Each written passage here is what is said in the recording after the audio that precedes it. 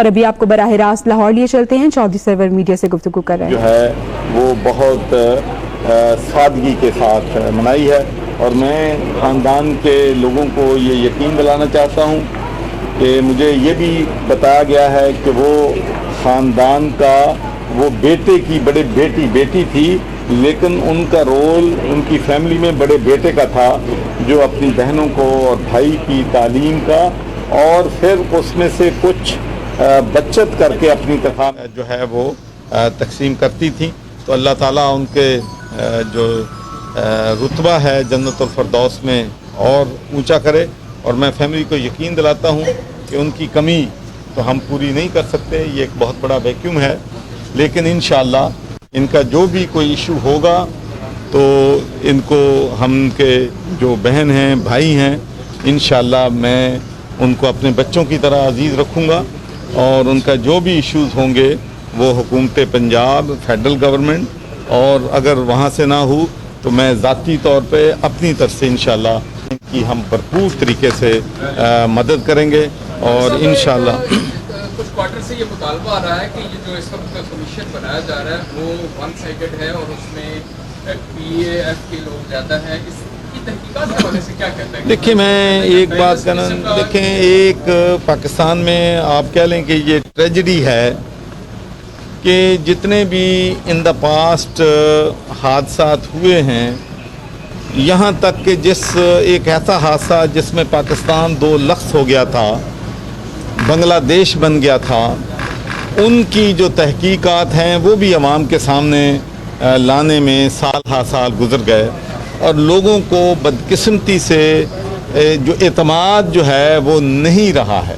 یہ ایک بہت ہی ہماری قوم کے لیے، ہمارے ملک کے لیے ایک ڈیلیما ہے، لیکن میں آپ کو یہ کہنا چاہتا ہوں کہ پرائم منسٹر عمران خان کی ہدایت پہ میں نے پہلے پائلٹ کے گھر جو ہے ان کے پیرنٹس جو ہیں، پائلٹ شہید کے گھر، ان کے پیرنٹس سے تجدید کی۔ کل میں مجاہد شیر دل کے گھر افسوس کے لیے گیا ہوا تھا، آج میں مس انم خان کے گھر حاضر ہوا ہوں، اور یہ پرائم منسٹر کی طرف سے واضح میسج ہے خاندانوں کو بھی، پاکستان کے عوام کو بھی، کہ اس دفعہ جو بھی انویسٹیگیشن ہوگی اس میں ہم کسی قسم کی بھی نہ تاخیر برداشت کریں گے، نہ کسی قسم کی کسی کے ساتھ رعایت ہوگی۔ یہ غیر جانبدارانہ انکوائری ہوگی، انٹرنیشنل جو ہیں آبزرورز جو ہیں یا انٹرنیشنل جو ایکسپرٹس ہیں وہ بھی اس انکوائری کی تحقیق کر رہے ہیں، اس لیے کہ جب تک ہم اپنے ملک میں جب بھی کوئی حادثہ ہوتا ہے اس کی صحیح تحقیق نہ کریں اور جو ذمہ داران ہیں ان کو سزا نہ دیں، تو پھر اس وقت تک ہمارے ملک کے مسائل یا یہ ٹریجڈیز جو ہو رہی ہیں وہ کم نہیں ہوں گی۔ تو انشاءاللہ ہم یقین دلاتے ہیں، میں پرائم منسٹر کے بہاف پہ، کہ انشاءاللہ ان خاندانوں کو صحیح تحقیق کر کے حقائق جو ہیں وہ عوام کے سامنے لائے جائیں۔ گورنر صاحب یہ فرمائیے گا کہ لاک ڈاؤن کے حوالے سے جو کورونا کی اس وقت صورتحال ہے وہ کیا ہے؟ ہفتے میں کتنے دن مارکیٹیں کھولنے کی اجازت ہے؟ بڑی کنفیوژن ہے، آج مارکیٹیں کھلی ہوئی ہیں، حکومت کی جانب سے کہا گیا تھا 3 دن بند رہیں گی، تو اصل کتنے دن بند رہیں گی اور کیا صورتحال؟ دیکھیں پہلی بات میں یہ کہنا چاہتا ہوں کہ جو بھی فیصلہ ہے اس سے باقاعدہ ڈیلی میٹنگ ہوتی ہے، جس میں پروونشل گورنمنٹ کے بھی نمائندے ہوتے ہیں، اور وہاں پر فیصلے ہوتے ہیں کہ اتنے دن یا اتنے وقت میں ٹائمنگ یہ ہوگی، فلاں چیز جو ہے وہ ہوگی۔ اگر اس میں کلیئرٹی کی کوئی گنجائش ہے تو انشاءاللہ میں چیف سیکرٹری کے ساتھ بات کر کے پوری کلیئرٹی عوام کو ضرور ہونا چاہیے کہ کس دن جو ہے مارکیٹیں یا سپر مارکیٹیں یا بزنسز جو ہیں کھل سکتے ہیں، کتنے بجے تک کھل سکتے ہیں۔ تو انشاءاللہ یہ انفارمیشن جو ہے آپ لوگوں کو تفصیل کے ساتھ دی جائے گی، لیکن ایک میں میسیج ضرور آج دینا چاہتا ہوں، اور میں یہ بات 4 ہفتے سے 5 ہفتے سے بار بار کہہ رہا ہوں کہ پاکستان کے عوام کورونا کرائسس کو سنجیدگی سے نہیں لے رہے، ہم جو پروٹوکولز ہیں ان پہ عمل نہیں کر رہے ہیں، ہم اس کو ایک سازش سمجھ رہے ہیں، ہم اس کے جو خطرناک اثرات ہونے ہیں ان کو نہیں دیکھ رہے، اور ہم سڑکوں پہ چلے جائیں ایسے لگتا ہے کہ جیسے ہم کورونا کو شکست دینے کے بعد جشن منا رہے ہیں۔ दुनिया में जहाँ कहीं भी लॉकडाउन में कमी की गई है, नरमी की गई है, उन मुल्कों में की गई है जहाँ पर पीक से नीचे आने नंबर शुरू हो गए और हमारे नंबर पीक पे जा रहे हैं। प्राइम मिनिस्टर का जो पॉइंट ऑफ व्यू है वो ये है कि अगर हम लॉकडाउन रखते हैं तो लोग भूख से मर जाएंगे, लोग अफोर्ड नहीं कर सकेंगे, करोड़ों लोग बेरोज़गार हो जाएंगे। लेकिन अवाम ये समझते हैं कि शायद कोरोना का मसला जो है हल कर लिया गया है।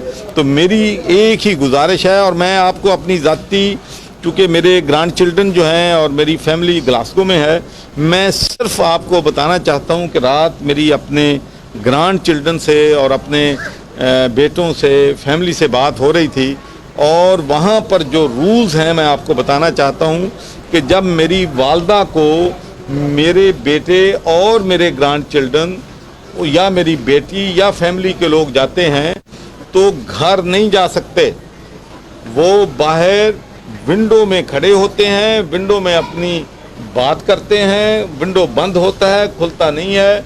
बच्चे रोते हैं कि हमने अपनी दादी को या नानी को हमने हक करना है, हमने शेक हैंड करना है, हमने प्यार लेना है, लेकिन वहाँ इजाज़त नहीं है। एक फैमिली जब दूसरी फैमिली को मिलने जाती है तो वो घर के बाहर विंडो से हेलो हाय करके आते हैं। तो आप अंदाज़ा कर लें कि किस हद तक हमने नरमी इख्तियार की हुई है। हमें बहुत इसको सीरियस लेना पड़ेगा, इसलिए कि हमारा एक इशू तो ठीक है, अल्लाह का शुक्र है कि हमारी डेथ रेट जो है वो कम है, लेकिन इतना भी कम नहीं है।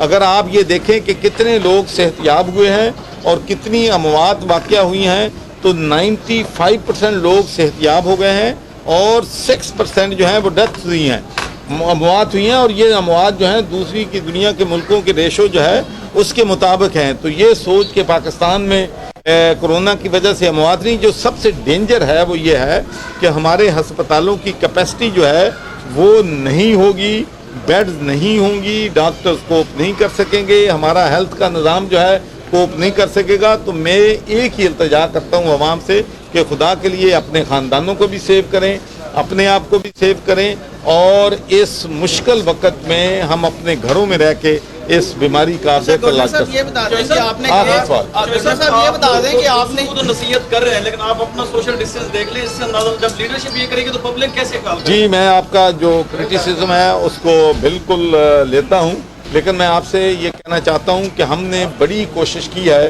तो आप देख लें कि मैं कोई प्रेस कॉन्फ्रेंस नहीं करता, चूँकि मैं फातह के लिए आया हूँ, आप लोग यहाँ आ गए हैं। मैं अगर आपसे बात ना करता तो आप कहते कि गवर्नर बहुत रूड है, इसने हमसे बात नहीं की है। लेकिन मेरी बिल्कुल आपकी बात दुरुस्त है कि हम सबको इस पे अमल करना चाहिए। बहुत बहुत शुक्रिया। और अभी आपको बराह रास्त नवाबशाह लिए चलते हैं। AIG गुलाम नबी मीडिया से गुफ्तगू कर रहे हैं। रिफ्लेक्ट किया है, डिफरेंट बातें रिफ्लेक्ट की हैं, तो हम नहीं चाहते कि कोई ऐसी बात मीडिया के सामने करें। आप देखें जितनी भी GIDs की पहले मीटिंग हुई, आज भी हम कोई ऐसी बात नहीं करेंगे जो अनवेरीफाइड हो। आज जितनी भी मैं बातें कर रहा हूँ आपसे, वो वेरीफाइड बातें करूँगा।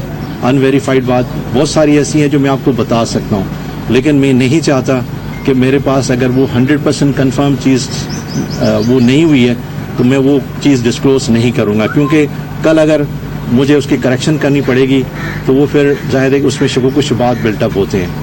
अब तक जो है कितने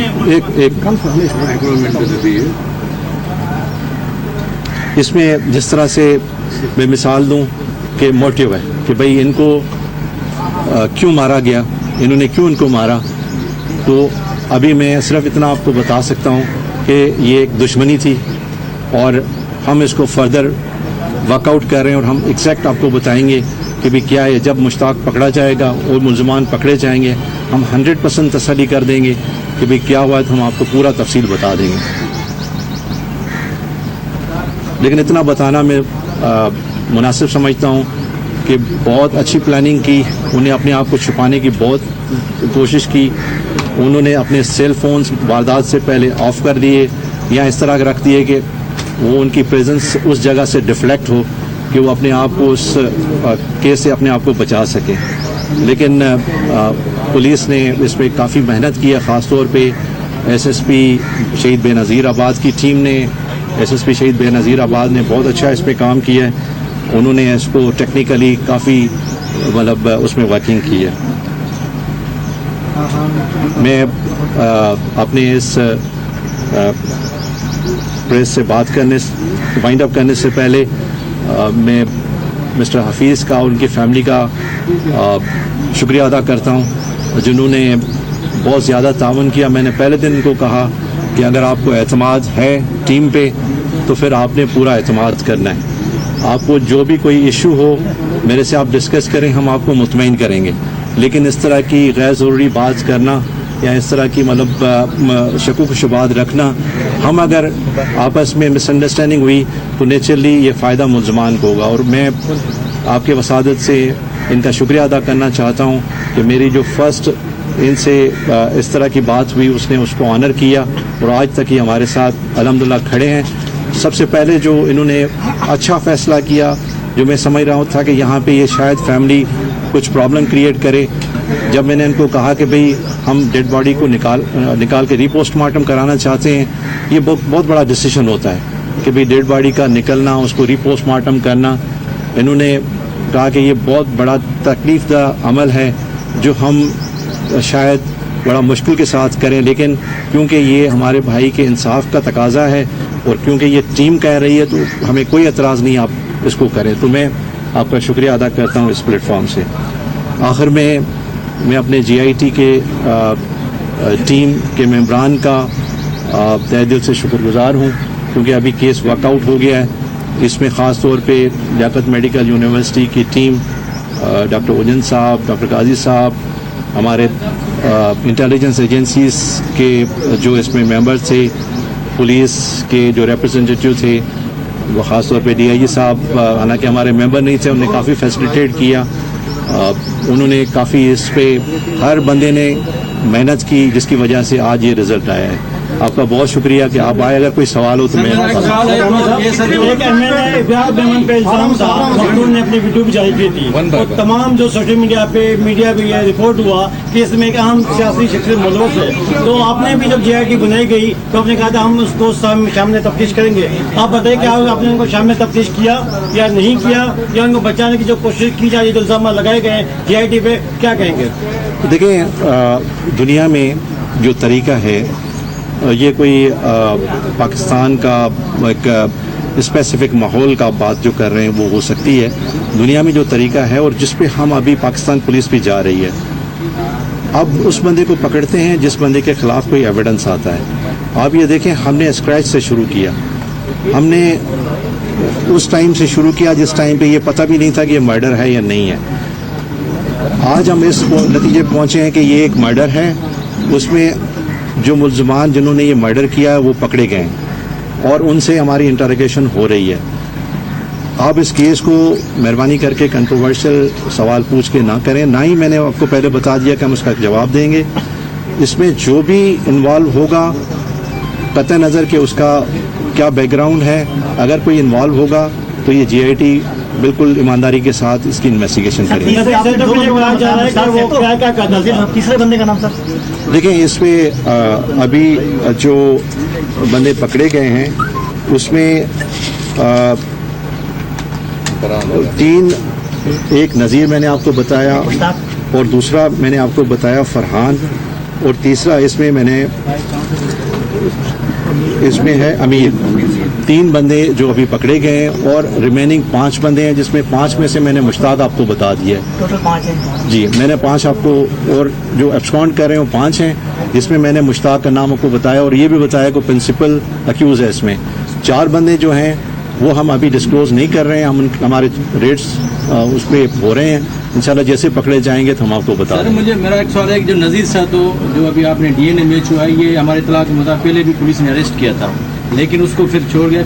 تو اسی حوالے سے جو آپ نے یہ ایکیوز پرسن شو کی ہے تو اس پہ اس کی فیملی کیا سیٹسفائی ہے؟ تو بالکل یہ جو مرڈر ہوا ہے یہ ساتوں نے کیا, یہ جوابدار بالکل ان کے ساتھ کوئی دشمنی تھی یا اس کے علاوہ اور کوئی ریزن ہو سکتا ہے؟ کیونکہ اس کی حیاتی میں بھی اس نے بہت سارے خدشات ظاہر کیے تھے مختلف حوالے سے. اور یہ جو نذیر صاحب تو اس نے پہلے بھی 2-3 مرڈر کیے ہیں, یہ کرائے کا قاتل ہے. اس حوالے سے آپ کیا کہیں گے؟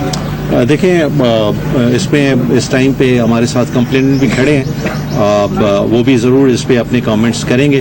لیکن میں نے آپ کو پہلے کہا کہ دیکھیں جب یہ نذیر پہلے پکڑا گیا تو ان کے اگینسٹ کوئی اس ٹائم پہ ایویڈنس نہیں تھا. جب یہ ایویڈنس ان کے اگینسٹ کریٹ ہو گیا اور پولیس نے اس کو ڈی این اے کے بیسس پہ اریسٹ کیا اور اس نے ابھی مزید نام کھولے ہیں وہ جو بندے پکڑے جا رہے ہیں. جیسے ہی مطلب ایک چین ہوتی ہے وہ چین بلٹ اپ ہوگی, جو بھی ہوگا جس کا جو رول ہوگا ہم اس کو ورک آؤٹ کریں گے.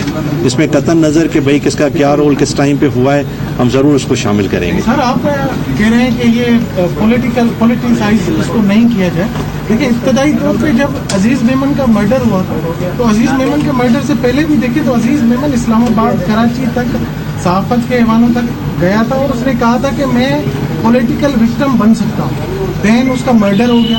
اس کے بعد میڈیا نے جو اس کی خبر ہائی لائٹ کی وہ بھی پولیٹیکل نقطے پہ اس کو ہائی لائٹ کیا جا رہا ہے اس وقت بھی. میں نام نہیں یہاں وضاحت نہیں کرنا چاہ رہا ہوں. تو ظاہر سی بات ہے سر یہ جو بندے ہیں جن کو آپ پکڑے ہیں 5 یا 2 ابھی مزید رہتے ہیں ان کے پیچھے بھی کوئی بیک ہوگی نا سر. دیکھیں میں اس کا جواب ایسے دیتا ہوں کہ میں اللہ سے دعا کر رہا تھا اور جی آئی ٹی کے ممبران سارے میرے ساتھ متفق تھے.